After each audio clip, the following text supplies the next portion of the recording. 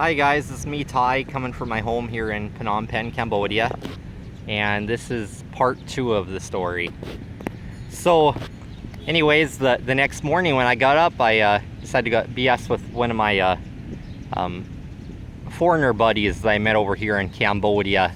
He just retired, and he has been traveling to all these different Asian countries, saying where he wants to call his permanent home and use that one as a home base for going around.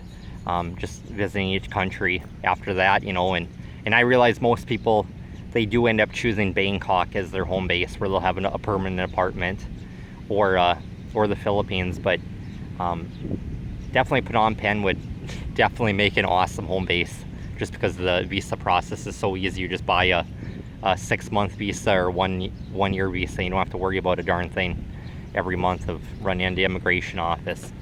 So anyways, I go ahead and I tell him the story with this woman there that I'm dealing with, and he's like, well, maybe she just is kind of shy like that or whatever. And I was like, I don't know, maybe, is like, or whatever. So I go ahead and I talk to her, and again that night is what happened. And we just start talking about whatever. And I asked her how to say it. She actually she asked me. She's like, as a boyfriend or whatever, she's like, what do you expect out of a relationship, or what do you want out of a relationship? And I was like, well, holding hands and kissing. And that's all that I put, And she's like, well, I don't know about kissing. She's like, I want to reserve kissing for the man that I'm going to marry. And she's like, what are you looking for? And me, I'm just a brutally honest person. I went ahead and I told her, I was like, I'm looking for a good girlfriend to start a warm family with, because I want to have children of my own someday, And she puts a little heart next to that message. And then she goes ahead and she adds that she's like, in a boyfriend, she's like, I'm looking for a man that will support me while I focus all of my time on my studies at university and on my hopes and dreams, because she's like, I want to see France and Europe and the whole world and all of that. And I was like, actually, the whole reason I moved here to Asia for the second half of my career is to lead a simple life. I was like, I really have no interest in visiting Europe at all.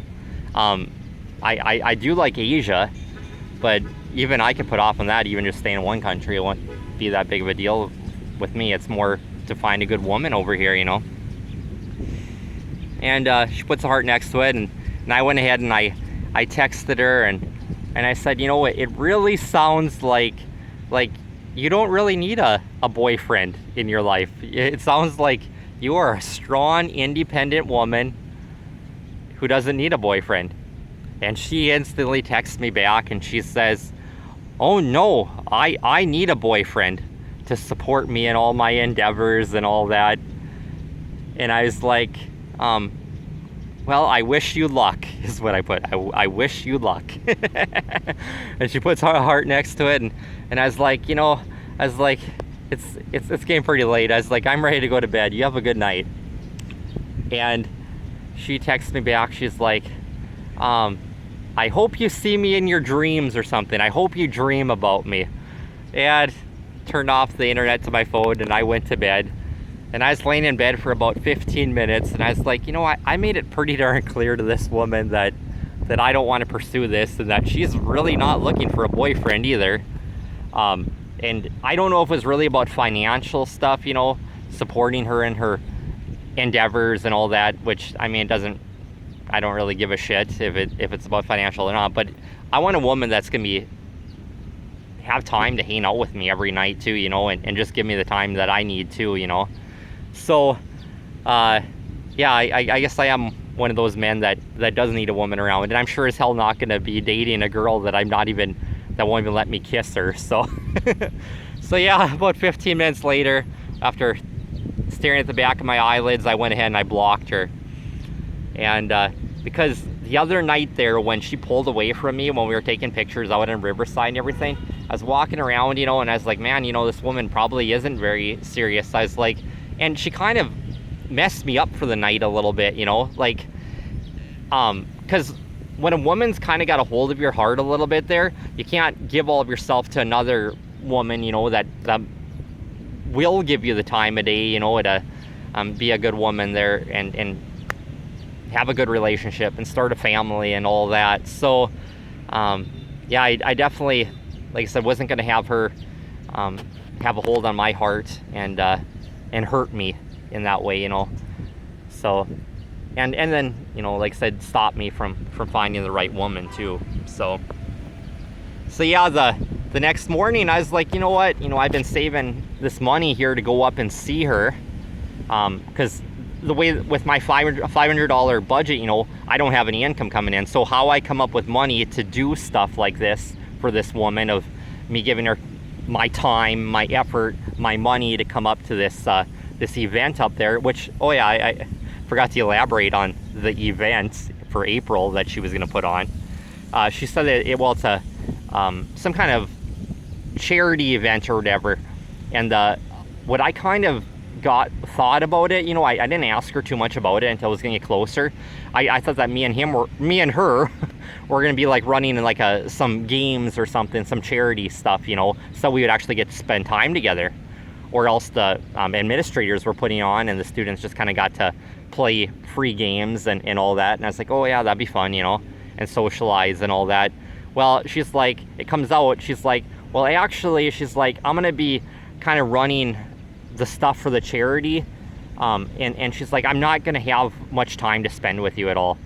And I was like, oh, okay. And I was like, yeah, I probably won't go then. She's like, really? And I was like, yeah, the whole reason I'd be spending my time and money to run all the way out of town is to spend time with you. And here you're inviting me to something where I don't even get to spend time with you. All you were technically doing was, I didn't say this to her, of course, is she was trying to get me to be kind of under her thumb and try and force me to spend money, and then I'd be out of money and just be she was kind of manipulating me is what it was. So the next morning when I got up, I was like, you know what, I'm gonna spend this money on myself, you know, the $6 or whatever. And I really wanted to go to what is it, Godzilla X Kong, the brand new King Kong and Godzilla movie. The trailers look awesome. I've always loved going to the movies, and I've never been to a Cambodian movie theater. I've been into the movie theaters in the Philippines and Thailand, but never been to them here. And by the way, you guys, if you guys ever get to go to a movie in Manila, Philippines, do it. They are like the largest movie theaters you will ever see in your life. If you sit way in the back, that big screen looks like a tiny little television. Like, you can barely see it. Like, and those theaters are just packed, especially on Valentine's Day when me and my Filipino girlfriend went there. So, and then like the Thailand ones, they got the 4D movie theaters, and I did that just to say I've done it. And those are like $18, but it was an awesome experience. But those giant ones in the Philippines, those are just your normal 2D movie theaters, but they are just that massive. And this movie theater here in Phnom Penh, that's kind of between the two of them. This was actually a really long movie theater too, but if you were in the back, the screen still wouldn't look like a little tiny one. So I decided to go to King Kong, and I really enjoyed it. It was 2 hours long, and if you go to these movies here at the Soria Shopping Center, it is, if you go in the morning before 12 o'clock, it's $2 for a movie. If you go after 12 o'clock, it is $2.50. But for the King Kong movie, if you go in the morning at like 10:40 like I did, it was $3. And I visited with the guy there that was selling the tickets, and he said it's a Hollywood movie is the reason. They pay so darn much for the film reel out of Hollywood. And then if I would have gone to the afternoon one, it would have been $6.50. So I was like, well, I'm going to go to this or whatever. And I kind of had my reluctancies about going to it, just because you know, I grew up watching movies as a child, you know, and it has all that nostalgia. You know, just like I said, memories of your childhood, just like here on the boardwalk, everybody going rollerblading and roller skating. I used to do that stuff when I was a little kid too, and I just loved it. So I went to the movie for the 2 hours, and like I said, I really enjoyed it because it didn't have any of this woke movement crap in there that they're just, in the US, they're just trying to shove all this propaganda down a person's throat, you know? Oh wow, we got 2 helicopters going here. That one's flying and that one's flying. They're probably military. But because I've always liked action movies is what it comes down to. And like the last 2 action movies I went to Marvel ones. And what the heck was it? Yeah, the first one was Doctor Strange in the Multiverse or whatever.